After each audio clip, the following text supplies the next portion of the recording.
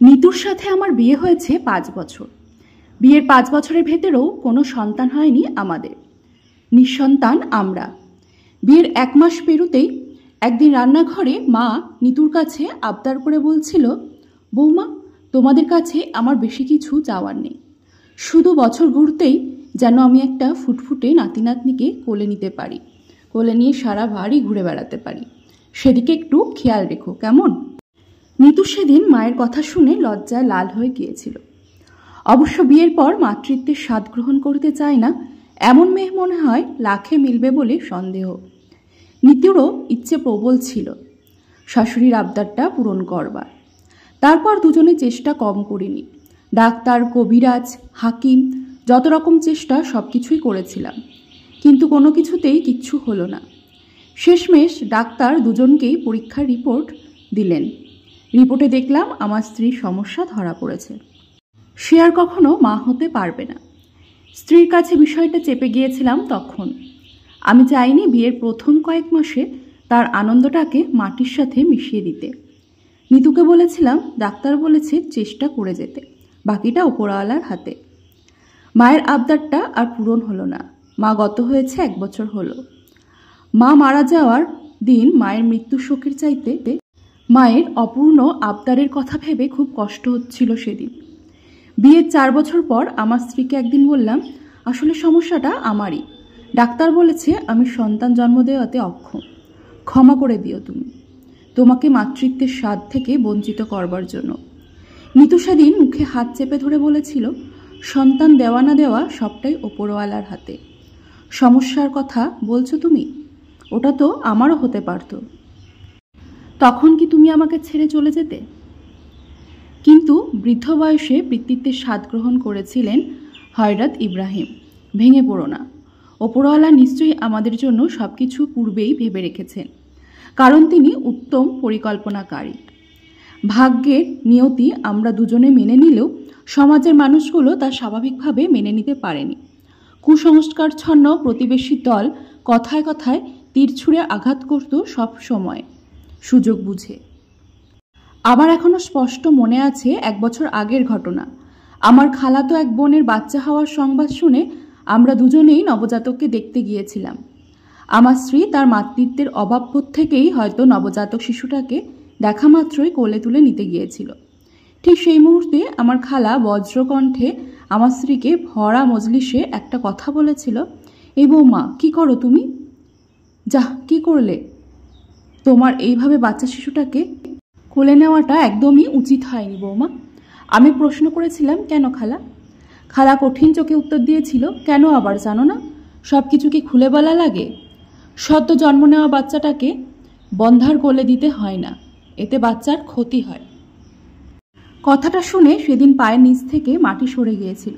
শুধু খালা দেখে সেদিন গায়ে হাত তুলতে বাকি রেখেছিলাম। প্রতিবেশীরা যা বলে বলুক, শেষমেশে নিজের খালাও এমন একটা কঠিন কথা বলতে পারল। আমার স্ত্রী কোলে নেওয়া বাচ্চাটার মতোই ডুকরে ডুকরে কেঁদে বলেছিল, খালা, আমি নিঃসন্তান, এইটা কি আমার দোষ? ওপরওয়ালা যদি না চান তাহলে কার সাধ্য আছে বলেন? আমার ভুল হয়ে গিয়েছে, এই নিন আপনাদের বাচ্চা। মা না হতে পারার কষ্টটা সেই দিন প্রথম দেখেছিলাম নিতুর চোখে। ওর কষ্ট দেখে নিজের ভেতরটা দুমড়ে মুচড়ে যাচ্ছিল একেবারে। আসমানের দিকে তাকিয়ে সেদিন মনে মনে উপরওয়ালার কাছে ফরিয়াদ জানিয়েছিলাম, তুমি তো সব কিছুই দেখো, জানো, অজানা তো কিছুই নেই তোমার, তাহলে কেন আমার নিষ্পাপ স্ত্রীটাকে এইভাবে কষ্ট দিচ্ছ? এরপর কেটে গেছে কয়েকটা মাস। আমার স্ত্রী আর তারপর থেকে কোনো বাচ্চাকে কখনো কোলে নেওয়ার মতো দুঃসাহস আর দেখায় না। আমাদের পাশের বাসায় এক মহিলা ভাড়া উঠেছে, সাথে একটা বাচ্চাও আছে, মেয়ে, অনেক কিউট একটা বাচ্চা। মাঝে মাঝে সেই মহিলা তার মেয়েকে নিয়ে আমাদের বাসায় আসে। আমার স্ত্রীর সাথে তার বেশ সখ্যতা গড়ে উঠেছে। মেয়েটার নাম রুহাইবা। প্রথম প্রথম নিতু বাচ্চাটিকে কোলে না নিতে চাইলেও বাচ্চাটির কোমল আচরণ ও তার মায়ের জোড়াজুড়িতে কোলে নিতে বাধ্য হয়েছে। সেখানে বন্ধা মেয়েদেরকে সমাজের কিছু মানুষ অভিশাপ করে, আর সেখানে এই নারী পুরোটাই ভিন্ন। তার অভিমত হলো, বাচ্চা দেওয়া না দেওয়া সম্পূর্ণটাই ওপরওয়ালার হাতে। আর কোনো নারী স্বইচ্ছায় তো আর বন্ধা হয় না, আর বন্ধা নারীও আমারই মতন একজন নারী। আমিও মাঝে মাঝে বাচ্চাটিকে কোলে নিই। বেশ শান্ত আর মিষ্টি একটা বাচ্চা। অফিস থেকে ফেরার সময় মাঝে মাঝে চকলেটও নিয়ে যাই। মেয়েটা বড্ড পছন্দ করে। একদিন অফিসে বসে আছি, এমন সময় নিতুর ফোন এলো। ফোনটা রিসিভ করতে নিতু হাওমাও করে কাঁদতে কাঁদতে বলল, রিহান, রুহাইবার মামুনি অ্যাক্সিডেন্ট করেছে, ও জরুরি 2 ব্যাগ রক্ত লাগবে, ও নেগেটিভ। আমি 1 ব্যাগ ইতিমধ্যে দিয়ে দিয়েছি, আরও 1 ব্যাগ লাগবে। তুমি একটু আসো না। কথাটা শুনে মনের মধ্যে এক কষ্ট অনুভব হলো, যেন নিজের সন্তানের অ্যাক্সিডেন্টের খবর শুনলাম আমি। কাজ ফেলে দ্রুত বেরিয়ে পড়লাম হাসপাতালের উদ্দেশ্যে। যতটা সম্ভব দ্রুত আরও 1 ব্যাগ রক্ত দিলাম আমার শরীর থেকে। রুহাইবার মা হাত জোর করে কৃতজ্ঞতা জানাতে গেল। বললাম, ভয় পেও না বোন, ওপরওয়ালা রুহাইবার পাশে আছে। রুহাইবাকে পেয়ে আমরা আমাদের সন্তান না থাকার কষ্টটা ভুলে গিয়েছি। সেই তুলনায় সামান্য 1 ব্যাগ রক্ত কিছুই না। লাগলে শরীরে সমস্ত রক্ত দিয়ে দেব। দীর্ঘ 2 ঘন্টা পর রুহাইবার জ্ঞান ফিরল। আমাদের 3 জনের শরীরেও প্রাণ এলো। রাত তখন প্রায় 10টা। এর মধ্যে রুহাইবার নানু বাড়ির লোকজনও সবাই চলে এসেছে। যেহেতু বিপদ কেটে গেছে, তাই আমরা আর থাকলাম না। হাসপাতালে সবার সাথে থাকাটা ঠিক নয়। সব কিছু ভালো মতো মিটিয়ে রুহাইবার আম্মু আর নানু বাড়ির কাছে সবার কাছ থেকে বিদায় নিয়ে আমি আর নিতু বেরিয়ে পড়লাম বাসার উদ্দেশ্যে। এদিক ওদিক খুঁজে একটা রিক্সা দেখতে পেয়ে ডাক দিলাম, এই যে রিক্সা, যাবেন? অন্ধকার থেকে রিক্সাটা ধীর গতিতে আমাদের দিকে এগিয়ে আসলো। রিক্সা চালক একজন বৃদ্ধ। খানিকটা অবাক হলাম দুইজনে।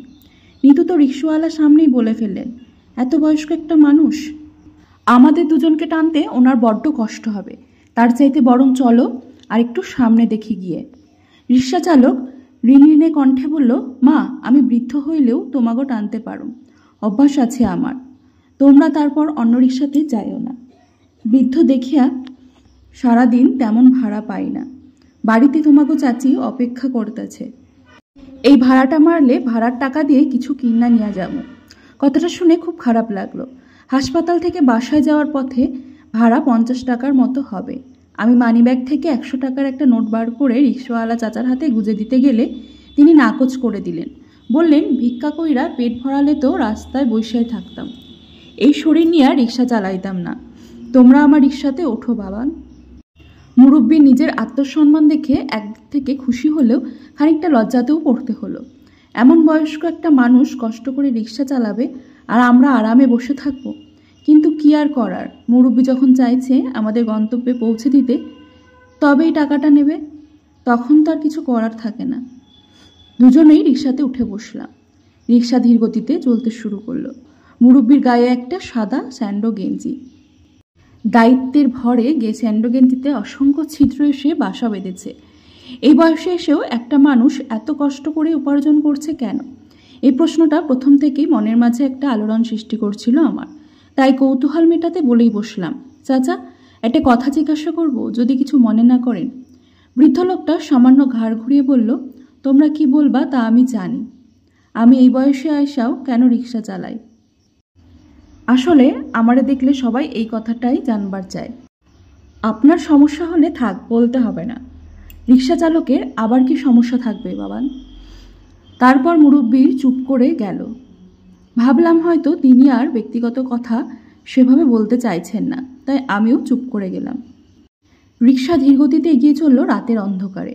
খানিকটা পথ যাওয়ার পর একটা দোকানের সামনে রিক্সা থামিয়ে মুরব্বি বলে উঠল, আমার এক পোলা এক মায়া আছিল, মায়াডারে দেখে শুননা একটা পোলার লগে বিয়া দিয়াছিলাম, কিন্তু মায়াডার আমার বেশি দিন সংসার করবার পারল না, জামাই নেশাখোর আছিল।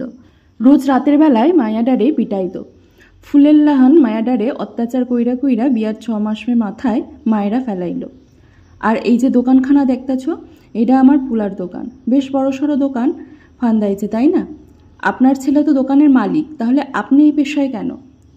পোলাডাই তো এখন আর আমাগো লাগে নাই বাবা। অনেক কষ্ট করে পুলা মায়াডারে লেখাপড়া শেখাইছিলাম। মায়াডা তো এখন অকালে মরল, আর পুলাডাও থাকে না। বৌমার বাপে এই দোকান কিনা দিছে, তাই পুলা এখন তাগো কথা শোনে, বৌমারে লইয়া আলাদা বাড়িতে থাকে। আর আমরা 2 বুড়া বুড়ি কোনো রকম আছি পাশের ওই বস্তিতে। বুড়া মানুষ কেউ কোনো কাম দেয় না, নিজেরও টাকা পয়সা নেই যে কিছু একটা করুম, তাই তোমার চাচির হাতের 1 জোড়া চুড়ি বেচা রিক্সা আর বস্তিতে একখানা ঘর ভাড়া লইয়া থাকি। সারাদিনে দু একটা ভাড়া মায়েরা যা টাকা কামায় তাই দিয়া কোনো রকম বুড়াবুড়ির চইলা যায়। মুরব্বীকে কথাগুলো বলার সময় দেখলাম চোখচোরা জলে ভরে উঠেছে। চোখের পানি মুছে নিয়ে বলল, বাজান, আয়সা পড়ছি। বাকরুদ্ধ নয়নে আমি আর নিতু দুজনেই মুরব্বির দিকে তাকিয়ে আছি। মুরব্বির মুখে ক্লান্তির ছাপটাও অন্ধকারে ফুটে উঠেছে। যে বয়সে মানুষটা নাতি নাতনিদের সাথে খেলা করে কাটানোর কথা, সেই বয়সে রিক্সা চালিয়ে আহার জোগাচ্ছে। চাচা, কত দেব? 50 টাকা। এই নিন, টাকাটা ধরুন। রাতে আর ভাড়া মারতে হবে না। যা কেনাকাটা করার কিনে নিয়ে যান। মুরব্বি কোনোভাবেই ভাড়ার বেশি টাকা নেবেন না। এক প্রকার জোর করে হাতে গুজে দিয়ে রিক্সাতে তুলে দিলাম। মুরব্বি রিক্সার সিটে চেপে ক্লান্তি ভরা মুখে একটুখানি হাসলো, নির্লিপ্তের হাসি। তারপর প্যাডেলে চাপ দিতে দিতে মিশে গেল অন্ধকারের মাঝে। নিতু পুরো রাস্তা জুড়ে কোনো কথা বলেনি। এবার সে মুখ খুলল, বলল, রিহান, এতদিন কোনো সন্তানের জন্য আমরা কেঁদেছি। যে সন্তান বড় হওয়ার পর নিজের জন্মদাতা বাবা মাকে ভুলে যায়, সেই সন্তান হওয়ার চাইতে নিঃসন্তান থাকা অনেক ভালো, তাই না বলো? আমি কোনো উত্তর করলাম না, শুধু নিতুর কাঁধে শক্ত করে হাত রাখলাম। এই কাঁধটা মরার আগ পর্যন্ত থাকলেই চলবে, এটাই তো আমার ভরসা।